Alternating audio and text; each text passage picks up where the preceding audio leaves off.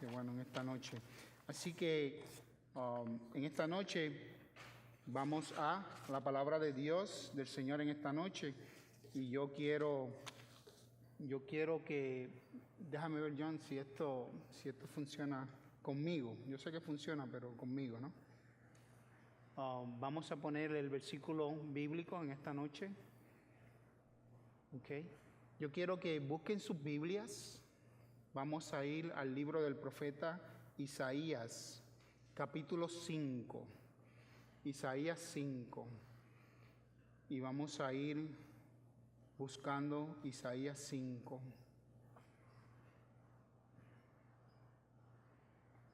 Isaías 5. Búsquelo con calma, yo no tengo prisa. Búsquelo y espero que usted lo encuentre. Cuando todos lo encuentren, entonces yo lo leo junto con ustedes. Amén. Isaías el profeta, en el Antiguo Testamento, capítulo 5. Ok, creo que ya todos lo tenemos. Amén. La Escritura dice de esta forma. Dice: cantaré en nombre de mi amigo querido una canción dedicada a su viña. Mi amigo querido tenía una viña en una ladera fértil. La cavó, la limpió de piedras y la plantó con las mejores cepas. Edificó una torre en medio de ella y además preparó un lagar.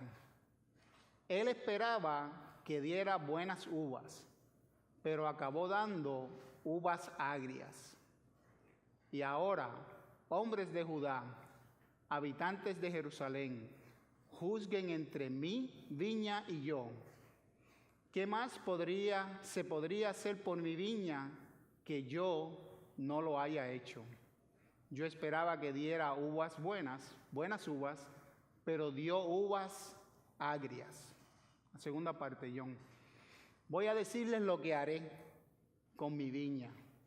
Le quitaré su cerco y será destruida. Derribaré su muro y será pisoteada. La dejaré desolada y no será podada ni cultivada. Le crecerán espinos y cardos. Mandaré que las nubes no lluevan sobre ella.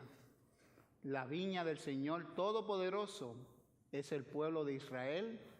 Los hombres de Judá son su huerto preferido. Él esperaba justicia, pero encontró ríos de sangre. Esperaba rectitud, pero encontró gritos de angustia. Señor, esta es tu palabra es vida, tu palabra es poder, tu palabra es Espíritu Santo y fuego, tu palabra es tu voz hablando a nuestras vidas. Y en esta noche, en tu nombre, Jesucristo, háblanos, que tu iglesia te escucha. En el nombre de Jesús oramos. Amén y amén. Isaías, como profeta, fue llamado a ser mensajero de Dios.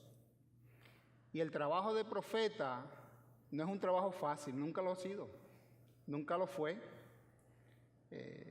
Y los profetas en el Antiguo Testamento, cuando usted lee, se da cuenta que muchos, yo diría que todos, sufrieron prisiones, sufrieron castigos, sufrieron el desprecio de la gente, de los reyes, sufrieron persecuciones, hambre, de todo tipo de persecución, porque Dios le dio mensaje a ellos para que hablasen a su pueblo.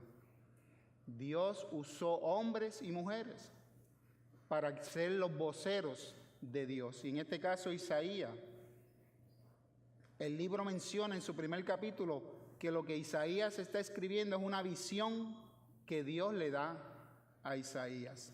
Y desde el mismo capítulo primero, Dios comienza a presentar cuál es la problemática del tiempo que vive Isaías con relación al pueblo de Israel. Desde el mismo primer capítulo. Fíjese, Dios dice, por ejemplo: yo crié hijos hasta hacerlos hombres, pero ellos se rebelaron contra mí. También dice Dios: crié hijos y los engrandecí, y ellos se rebelaron contra mí. Mi pueblo no entiende. Mi pueblo no entiende. Yo los crío, los echo hacia adelante, les doy lo que necesitan. Yo soy su Dios, ellos son mi pueblo, pero mi pueblo no entiende, dice Dios. ¿Sí? No tienen el conocimiento. Y todo eso está desde Isaías capítulo 1 hasta el capítulo 4. Yo le aconsejo que cuando usted tenga un tiempo luego, usted en su casa, en la intimidad de su casa, usted lea Isaías desde el 1 hasta el 5, que es lo que vamos a predicar, voy a predicar en esta noche, pero para que usted vea en el contexto que se da. De esta manera Dios una y otra vez usa que al profeta para amonestar al pueblo. Y una vez más continúa diciendo Dios: lávense, límpiese, apártese en su vista de sus obras maldadas, dejen de hacer el mal y aprendan a hacer el bien. Busquen la justicia y reprendan al opresor. Y mire, Dios al pueblo le da muchas oportunidades, pero el pueblo, ¿qué hace? Le da la espalda a Dios, ¿verdad? En una Dios le dice: vengan, vamos a poner las cosas en claro.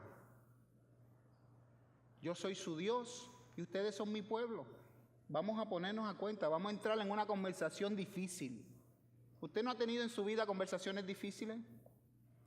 Conversaciones difíciles, ¿verdad? Que a veces la gente no las rehuye, ¿verdad? No las evade, ¿verdad? Hay gente que prefieren salir corriendo a tener una conversación difícil, ¿verdad? De confrontación, ¿verdad? Y eso es lo que hace Dios con el pueblo. Eso es lo que hace Dios con el pueblo.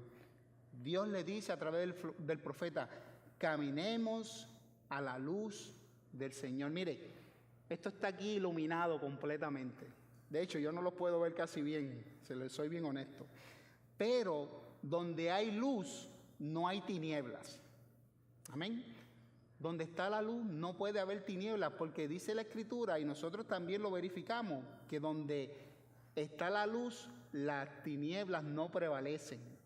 O sea, que la luz es la que gana contra las tinieblas. Amén. Y eso le dice Dios: vamos a caminar en la luz. Ahora, ¿por qué Dios una y otra vez le dice esto al pueblo? Primero, Dios le dice esto al pueblo porque alrededor de lo que es Israel como nación, ellos vivían alrededor de todos los pueblos alrededor, eran pueblos paganos, pueblos idólatras. Tenían múltiples dioses, múltiples templos. ¿Okay?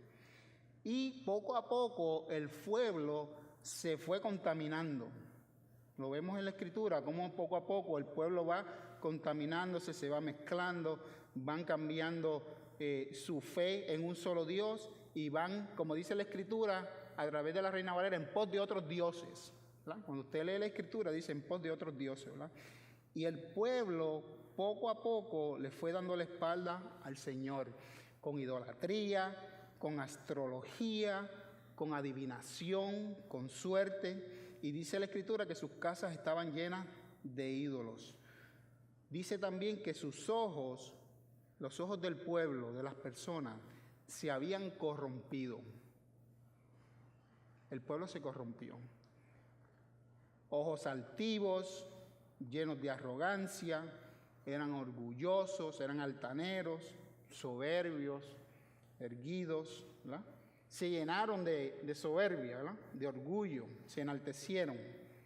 Y lo segundo que dice en la Escritura, en el capítulo 3, es que ellos empezaron a maltratarse los unos a los otros. Empezaron a maltratar. Qué pena, ¿verdad?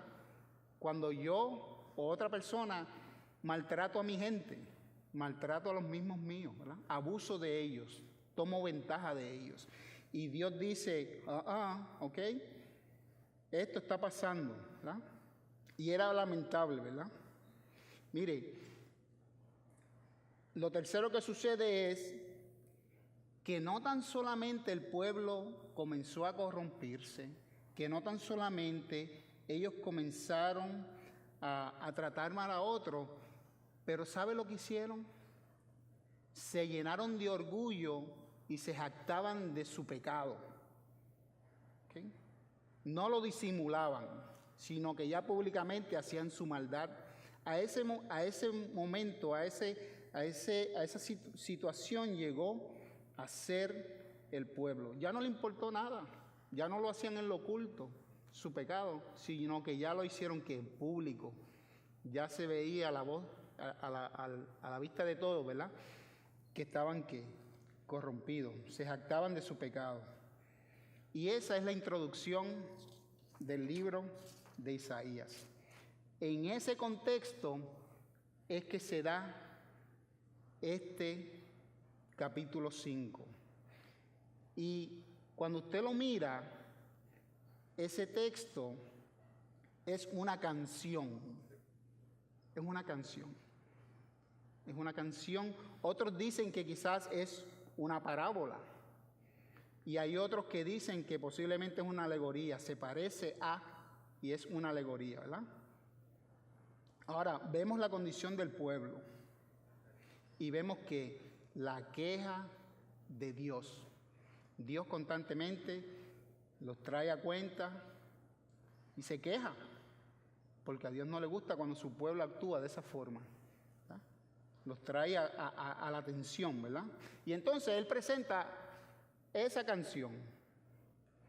Y dice en el primer versículo, ya empieza el cantante a cantar su canción. Dice, mi amigo tenía una... Yo no soy cantante, ¿saben? Déjame decirle. Déjeme aclarar eso, ¿verdad? Que no voy a cantar, ¿saben? ¿Okay? Mi amigo tenía una viña en una ladera fértil. Nancy, no te rías. En una ladera fértil. ¿Okay? Esa es la primera estrofa de la canción, ¿verdad? Y el cantante aquí introduce al dueño de la viña, ¿verdad?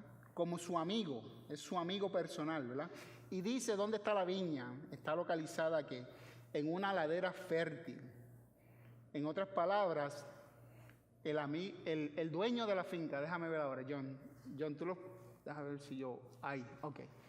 Esa es la viña, en una ladera fértil. Y el dueño de esta finca compró este terreno y vio la oportunidad de poder sembrar en él, en esta ladera fértil. Era una tierra perfecta, en un lugar perfecto. Tenía las condiciones apropiadas para poder sembrar en ella. Es decir, que básicamente ahí todo lo que se sembrara se iba a cosechar. Así de buena era la tierra. ¿Okay? Una tierra buena, de buena calidad. ¿Okay? Y eso es lo que nosotros asumimos, que es una tierra buena, de buena calidad. Pero dice el profeta que el dueño empezó a cavar John. ¿Okay? Empezó a arreglar el terreno, porque él iba a cosechar. Empezó a sacar las piedras, a limpiar el terreno, a que todo aquello que impidiera que la viña se desarrollara y crecieran las plantas, todo eso él lo limpió. Hay otra versión, en la Reina Valera dice que cercó la viña y quitó todas las piedras. Luego de limpiar el terreno, dice que plantó las mejores plantas de uva, las mejores cepas, lo mejor de lo mejor, porque él quería sembrar y cosechar buen fruto, ¿verdad? Así que él sembró las mejores plantas, ¿verdad?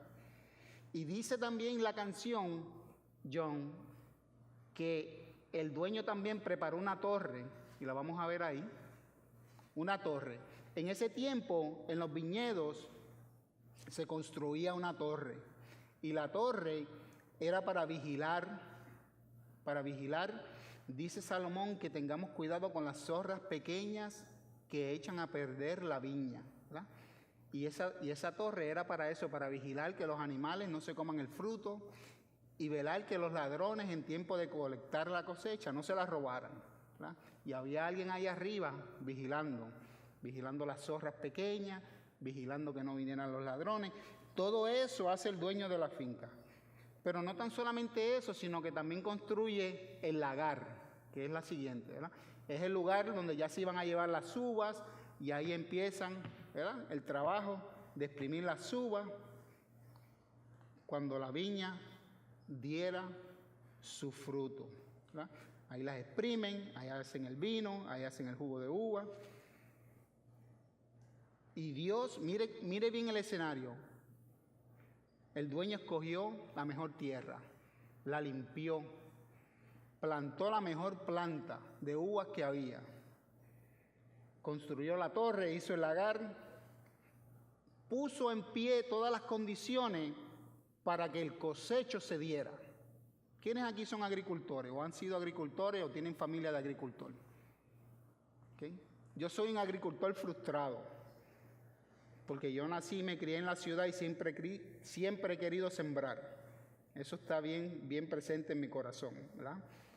Yo sé que hay unos que como que no quieren alzar la mano, pero yo no soy agricultor, pero quiero ser agricultor. ¿Okay? Él pone todas las condiciones para que se dé la fruta. Y entonces, para sorpresa del dueño, en vez de dar fruta buena, uvas buenas, da fruta o uvas amargas. ¿Usted se imagina eso? Todo ese esfuerzo, la inversión, comprar la tierra, el trabajo, comprar las plantas, construir la torre, hacer el lagar, y usted dice, ¿sí? Estoy esperando buen fruto, ¿verdad? Es decir, que él sembró una cosa y cosechó otra. Sembró un producto, él esperaba un buen fruto y dio un fruto que no servía. ¿Okay? Un fruto que no tiene valor. Yo sé que si usted también hubiese cosechado, usted hubiese esperado un buen cosecho, porque estaban todas las condiciones ahí. ¿Okay? Ahora, fíjate cómo dice luego el versículo. Dice, y ahora ustedes, hombres de Judá, habitantes de Jerusalén, juzguen. Ustedes van a ser los jueces entre yo, el dueño, y mi viña. Y mi viña que no me ha dado el fruto que yo esperaba. ¿Okay? Y él pregunta, ¿qué más yo hubiese podido hacer por mi viña? ¿Qué más voy a hacer por mi viña para que me dé buen fruto? Si ya lo he hecho todo. Y con todo y eso me dio ¿qué? Un mal fruto. Así que Dios dice, bueno, pues me decidí, les voy a quitar el cerco y va a ser destruida, derribaré su muro, va a ser pisoteada, la dejaré desolada, no la voy a podar. Es más, dice Dios, le voy a ordenar a las nubes que no pasen por la viña. No va a haber lluvia. Ahí en la viña, Dios dijo, ahí, voy a ordenarle a las nubes que no lluevan sobre ella. Pero al final dice el profeta que explica, la viña del Señor Todopoderoso es el pueblo de Israel. El pueblo, la gente de Israel. Los hombres de Judá son ¿qué? Son huerto preferido. Él, Dios, esperaba justicia. ¿Se acuerdan de lo que les hablaban? Que maltrataban a la gente, de que no salía la justicia derecha, que habían abuso. Él esperaba justicia, pero encontró ríos de sangre. Esperaba rectitud, pero encontró gritos de angustia. Uvas amargas. Ahora yo le voy a hablar de otra viña. John. La otra viña está en el Evangelio según Juan 15. Vamos allí y lo buscamos. Vamos a hablar de otra viña. El Evangelio según Juan, capítulo 15, comenzando en el versículo 1. Y aquí quien habla es el Señor Jesucristo. Ya vimos la viña, ¿verdad? Y ahora vamos a ver la otra viña, la segunda viña. Todos lo tienen, Juan. ¿Okay? Dice de esta forma, hablando nuestro Señor Jesús, dice: yo, Jesús, soy la vid verdadera, y mi Padre es el labrador. Toda rama que en mí no da fruto, la corta, pero toda rama que da fruto, la poda, para que dé más fruto todavía. Ustedes ya están limpios por la palabra que les he comunicado. Permanezcan en mí y yo permaneceré en ustedes. Así como ninguna rama puede dar fruto por sí misma, sino que tiene que permanecer en la vid, así tampoco ustedes pueden dar fruto si no permanecen en mí. Vamos a pasar al siguiente. Yo soy la vid, dice Jesús, y ustedes son las ramas. El que permanece en mí, como yo en él, dará mucho fruto. Separados de mí, no pueden ustedes hacer nada. El que no permanece en mí es desechado y se seca, como las ramas que se recogen, se arrojan al fuego y se queman. Si permanecen en mí y mis palabras en ustedes, pidan lo que quieran y se les concederá. Mi Padre es glorificado cuando ustedes dan mucho fruto y muestran así que son mis discípulos. Ese es nuestro Señor Jesús. Amén. Jesús dice: yo soy. Y este yo soy es uno de múltiples yo soy que Jesús dice en la Escritura, ¿verdad? Jesús dijo: yo soy el camino, yo soy la verdad y yo soy la vida eterna. Y nadie viene a Dios el Padre si no es a través de mí, ¿verdad? Yo soy el buen pastor. Dice la Escritura que el buen pastor da su vida por las ovejas, ¿verdad? Jesús en una ocasión dijo: yo soy el pan de vida. Y en otra ocasión dijo: yo soy el agua que salta para vida eterna. Diferentes yo soy. Y en esta ocasión Jesús dice: yo soy la vid verdadera. Contrario a la otra vid, que resultó que no era verdadera, Jesús es la vid verdadera. Amén. Contrario a lo que vimos en la otra, que no daba fruto y no dio buen fruto, dio fruto malo, Jesús dice que Él es la vid. Y nosotros, su pueblo, somos ¿qué? Las ramas. Nosotros somos las ramas. Si usted separa las ramas de la vid, usted sabe y yo sé que se marchita, se muere y no lleva fruto. Pero si permanecemos y nos quedamos pegados, conectados a la vid, vamos a llevar fruto, vamos a llevar mucho fruto, dice la Escritura. Así que Jesús dice: permanezcan en mí y yo permaneceré en ustedes. Yo soy la vid y ustedes son las ramas. Si ustedes permanecen en mí, van a dar mucho, pero que mucho fruto. Y esa palabra en griego que dice permanecer, Jesús la dice 8 veces en esos 8 versículos. 8 veces Jesús dice permanecer en mí. Y permanecer lo que significa es cuando yo continúo siendo fiel a Dios a través de Jesucristo.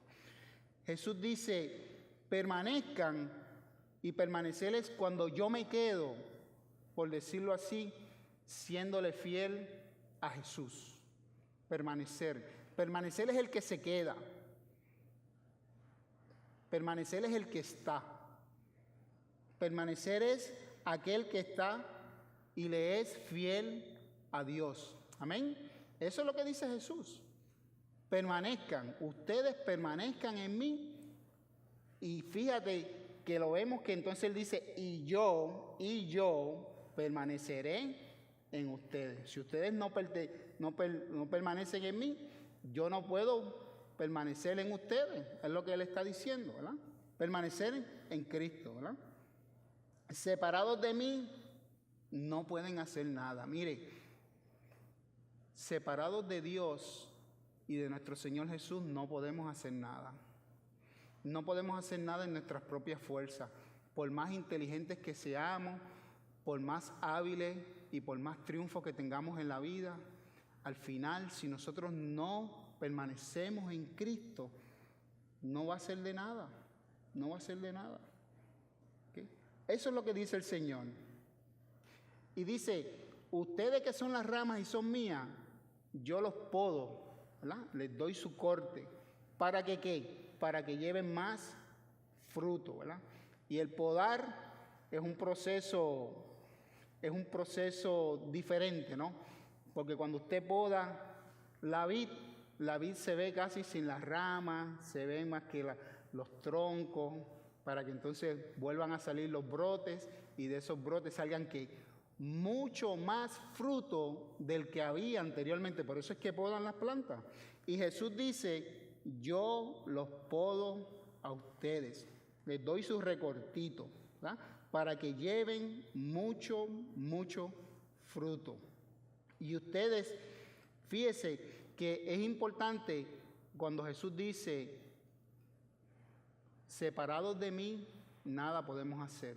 ¿Sabe? Cuando yo leo eso, yo lo que veo que también nosotros en nuestra vida de iglesia debemos siempre darle la gloria a Dios en todo tiempo y en todo lugar. Amén. No es por mi propia fuerza, no es porque yo sea un big deal, ni ustedes tampoco. Es porque Dios lo ha permitido. Amén. Dios es la viña, Dios es el árbol y nosotros somos ¿qué? Las ramas. Por lo tanto, cuando lo traemos al contexto de la iglesia, de todo lo que hacemos en la iglesia de una manera u otra, mire, vamos a darle la gloria a Dios por todo. Vamos a darle la gloria a Dios por todo. No es por nuestros propios esfuerzos, pero sí porque Dios lo ha permitido. Dios es el que nos da a nosotros. Y fíjense qué interesante, que para que esas uvas lleguen a ser uvas, todo comienza en la raíz. Todo comienza debajo de la tierra, ¿verdad? Todo comienza en la profundidad. Y de la profundidad se va transportando el alimento y toda la sustancia que va a crear ¿qué? Esas uvas. Pero para que salgan esas uvas, tienen que permanecer en la viña. Y Jesús dice, yo soy la vid verdadera. Contrario a lo que pasó con la viña que no dio buen fruto, si nosotros permanecemos en Cristo y Cristo en nosotros, nosotros vamos a llevar fruto. Y mire, déjeme decirle esto. Yo cuando leo la Escritura, puedo darme cuenta que una de las cosas y esto es mi opinión bien personal y teológica, ¿no? También. Una de las cosas que veo también en esta Escritura es que cuando nosotros estemos delante de la presencia de Dios y de nuestro Señor Jesucristo, Dios va a buscar el fruto en nosotros. Muéstrame tu fruto. No porque la salvación sea por obras, pero Dios va a buscar fruto en nosotros, ¿verdad? Él espera que demos ¿qué? Buen fruto, ¿verdad? ¿Y cómo podemos traducir lo que es un buen fruto al día de hoy? Bueno, usted sabrá lo que es hacer un buen fruto al día de hoy. ¿Okay? Usted sabe lo que es dar buen fruto. Y usted sabe lo que también es dar un mal fruto. Pero eso es lo que Dios espera de nosotros. Que nosotros desde nuestros diferentes lugares y desde nuestras diferentes experiencias de vida, como creyentes, que nosotros vayamos ¿qué? Creciendo en la gracia y el conocimiento de Dios. Porque ahí mismo dice Jesús, mi Padre es glorificado cuando ustedes dan mucho fruto. Que no es tan solamente dar fruto, sino que dar mucho fruto. Y así ustedes muestran que son ¿qué? Mis discípulos, ¿verdad? Contrario con lo que Dios dice en Isaías, que le dice al pueblo, lávense, aléjense del mal, miren sus obras maldadas, ¿verdad? Anden en la luz. El Señor esperaba que justicia y esperaba rectitud, y lo que encontró fue que gritos de angustia, ríos de muerte. Pero por el contrario, Jesús nos dice hoy, yo soy. Mire, se trata de Jesús, ¿sabe? Jesús dice, yo soy la vid verdadera, y ustedes son las ramas. Fuera de mí, nada pueden hacer, pero si permanecen en mí, van a dar, ¿qué? Mucho fruto para la gloria y honra de Dios. Entonces al final dice, entonces ustedes pidan, ¿verdad? Es lo último que dice, pide lo que quiera. Es lo último que dice esa parte de Juan, ¿verdad? Pide lo que quiera. ¿Okay? Ahora, tenemos que tener cuidado cuando pedimos y cómo pedimos, ¿sabe? Porque y hay gente que dice, mire pastor, ahí dice pida lo que quiera, pues yo voy a pedir lo que quiera. Ahí dice pida lo que quiera. Dios conoce y sabe lo que te puede dar. Y Dios no te va a dar nada que te haga caer de la gracia de Dios. Dios no te va a dar algo para que sea que contribuya al pecado, vamos a ponerlo así, ¿no? Sino que Dios sabe cuánto nosotros podemos manejar de las bendiciones de Dios. ¿Okay? Por eso dice, pide lo que quieras. Y Dios en su sola y soberana voluntad va a ser conforme a la petición de nosotros. Porque todo esto se trata de ¿qué? De nuestra relación con Dios, ¿verdad? Pidan lo que quieran y se les concederá, ¿verdad? Y mi Padre glorificado, cuando ustedes dan ¿qué? Mucho fruto. Así que vamos a ponernos en pie en esta hora.